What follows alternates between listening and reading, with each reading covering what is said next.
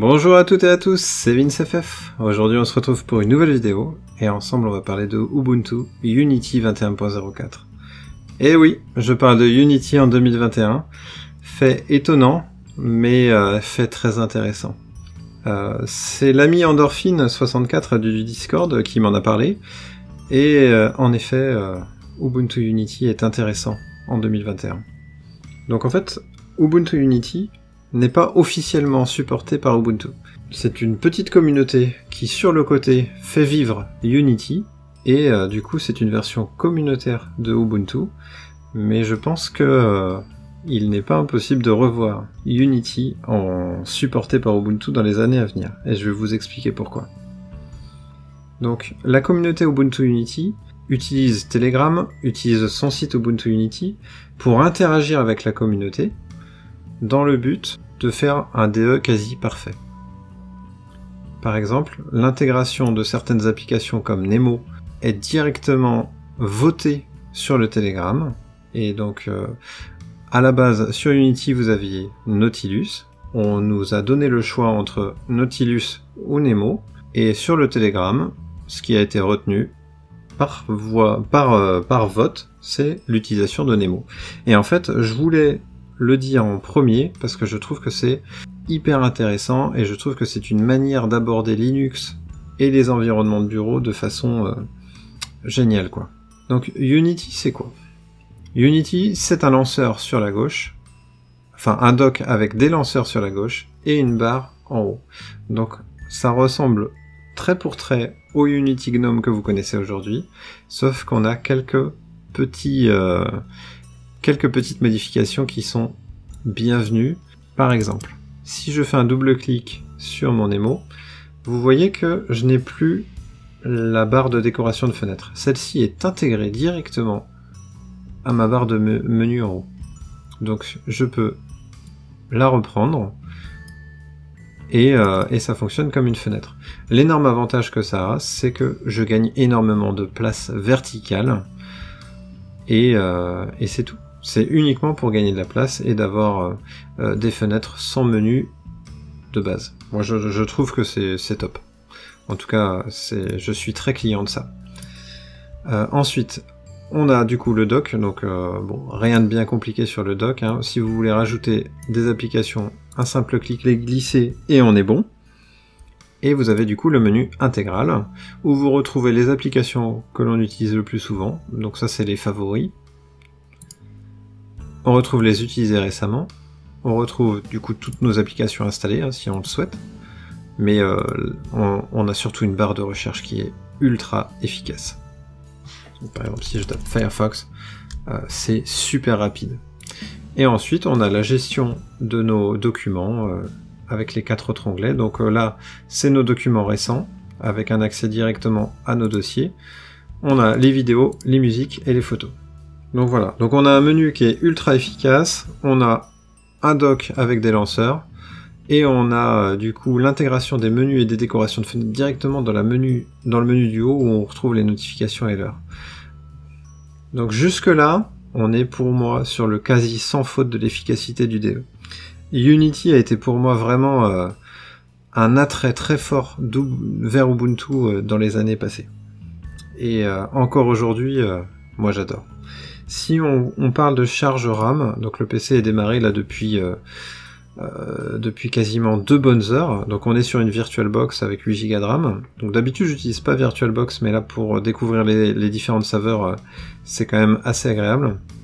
Donc au démarrage on était plutôt aux alentours des 730 mégas, mais après avoir démarré Firefox, Thunderbird, LibreOffice, Nemo, on est autour des 900 mégas. Donc on a pris 160 mégas, c'est pas non plus la mort. Donc 730 mégas, si je le prends par rapport à la version Ubuntu Classic GNOME, donc Ubuntu Classic GNOME démarre à 1 Go 3 d'utilisation mémoire, et une fois que les applications sont démarrées, on monte jusqu'à 1 Go 9.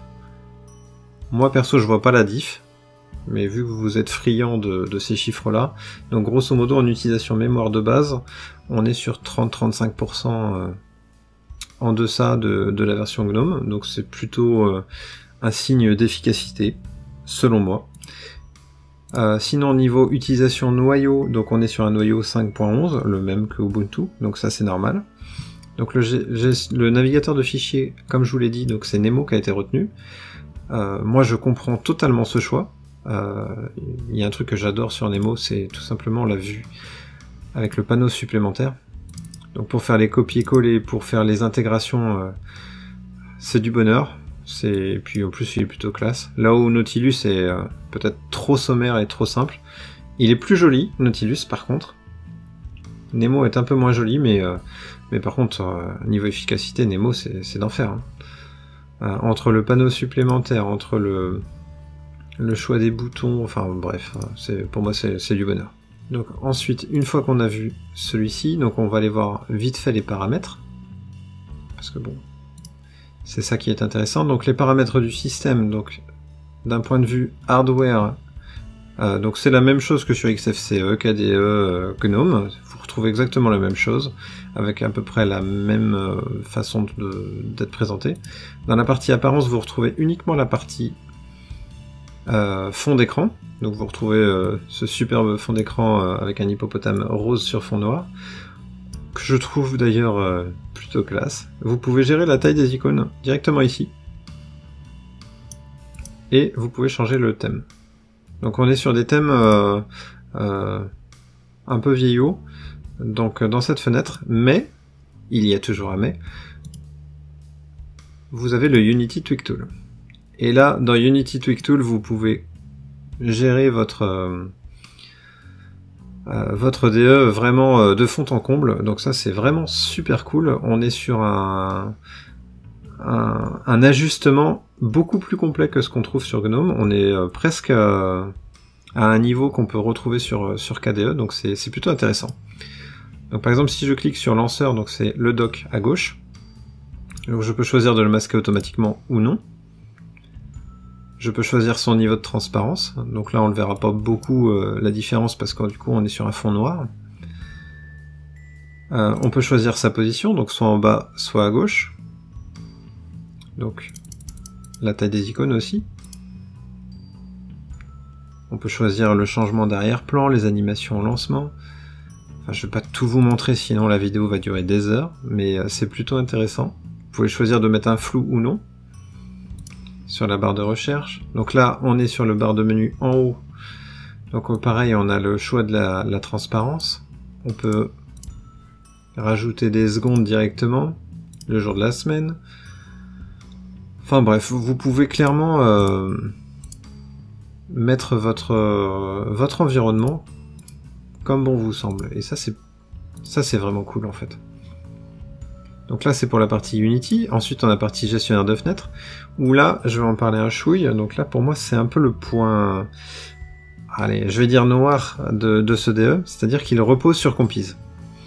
Compiz n'est plus maintenu depuis 3-4 ans, facile, en fait depuis l'arrêt de Ubuntu Unity. Et le problème que ça a, c'est que du coup, si certains bugs sont présents, ce qui n'est pas le cas, enfin en tout cas j'en ai pas vu malgré toutes mes bidouilles que j'ai faites pour l'instant dessus, et Dieu sait que j'en ai fait, si jamais il y avait des bugs, il n'y a pas de mainteneur. Si jamais il y a des problèmes de sécurité, il n'y a pas de mainteneur, donc ça c'est un problème que Unity repose sur Compiz. Par contre, j'ai cru voir sur le site d'Ubuntu Unity la sortie de Unity 10, donc dans le futur, qui s'affranchit totalement de Compiz. Donc vous allez bientôt retrouver un Unity affranchi de Compiz et tourné vers l'avenir. Et s'il est autant efficace que ce qu'on a aujourd'hui là, ça va être du bonheur, moi je vous le dis. Ça va être vraiment, vraiment le top. J'adore cet environnement de bureau. Donc le fait que Ubuntu Unity s'arrête et que Compiz ne soit plus maintenu, pour moi c'était un frein à l'utilisation. Mais voir que maintenant ça évolue et qu'on va dans le bon sens, c'est pour moi un gage de curiosité, et puis ça me donne envie de m'y repencher très sérieusement dessus en tout cas. Donc voilà, comme vous voyez, du coup on peut bidouiller comme bon nous semble notre Unity. Dans la partie thème, donc on retrouve plus de thèmes que dans le mode apparence qu'on a vu tout à l'heure. Donc on a le menu mode Yahoo là, donc ce qui est livré avec. On retrouve les Adwaita, donc ceux-là vous les connaissez. On retrouve Arc, qu'on fait beaucoup parler sur Unity, parce qu'ils sont super bien intégrés et ils sont super modernes. Faut se le dire, le thème Arc sur Unity est magnifique. Côté icône, donc du coup on retrouve beaucoup de thèmes, donc on a le Yarou, on a le fameux Unity, on retrouve le Papyrus, toujours aussi sympa, j'adore Papyrus. On retrouve Numix, Numix Circle qui est bien aussi. Allez, on va garder celui-ci pour la vidéo. On peut changer les curseurs. Ouais. On va laisser le Yarou et on peut changer nos polices. Côté système, donc on peut choisir de mettre des icônes sur le bureau. Par exemple Corbeille. Donc comme vous le voyez, on peut vraiment toucher à tout en fait. C'est vraiment très complet. Du coup, pour enlever l'hippopotame, moi j'avais téléchargé un petit fond d'écran à côté, histoire en fait de voir le jeu de la transparence en fait, tout simplement. Clac. Vous voyez le jeu de la transparence avec un petit effet blur. Donc quand je vais dans le menu, on voit que c'est quand même plutôt classe, on est d'accord?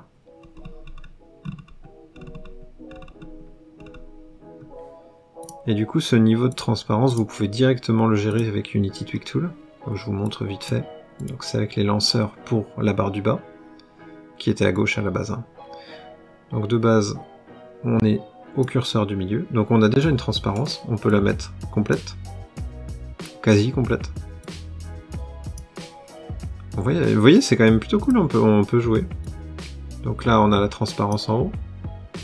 Donc on peut avoir une opacité quasiment complète à une opacité quasiment nulle.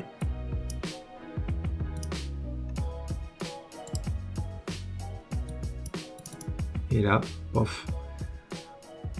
Franchement, c'est plutôt classe. Et du coup, j'ai mon menu avec du coup mes boutons de fenêtre. Et du coup, si je veux récupérer ma fenêtre, n'importe où je clique, je récupère ma fenêtre. Donc c'est super simple à utiliser et super efficace, c'est super rapide.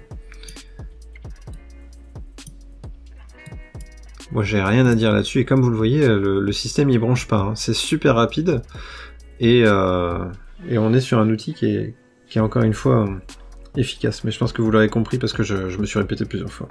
Donc je sais pas ce que vous en pensez, je suis curieux de ce que vous allez me dire dans les commentaires. Moi je trouve que la saveur Unity sur Ubuntu est vraiment hyper intéressante, c'est peut-être l'une de mes préférées. Moi j'en avais deux préférées, donc la Ubuntu Gnome pour moi elle est excellente. On a la Xubuntu qui est une valeur sûre, mais mes choix du cœur c'est Ubuntu Budgie de base. Et là maintenant que j'ai testé Ubuntu Unity, waouh, et je suis très pressé, vraiment très pressé de voir ce que va donner Unity 10. C'est vraiment, je suis vraiment très curieux là-dessus. Donc si on fait une petite conclusion en 3 mots, donc le système est plutôt léger, donc on est à 750-800 MB de RAM utilisé comparé à l'Ubuntu Vanilla qui est à 1,3 Go ou 1,4 Go. Donc on est presque à 40% de moins, donc c'est pas négligeable. L'ergonomie de Unity qui est très bonne. La personnalisation de Unity avec Unity Tweak Tool qui est juste bluffante, on est quasiment à ce que fait KDE, et pourtant KDE on va de bout en bout, hein. Et du coup on a Compiz qui est un petit point noir, un petit caillou dans la chaussure, mais qui va être tué avec Unity 10, donc voilà quoi, on a... Dans peu de temps on sera bon et on va pouvoir reparler très franchement d'Unity. C'est tout ce que j'avais à dire sur Ubuntu Unity. Moi je suis conquis. Dites-moi ce que vous en pensez dans les commentaires. Et sur ce, je vous dis tchuss. Et rejoignez-moi sur le Discord surtout. Allez, ciao!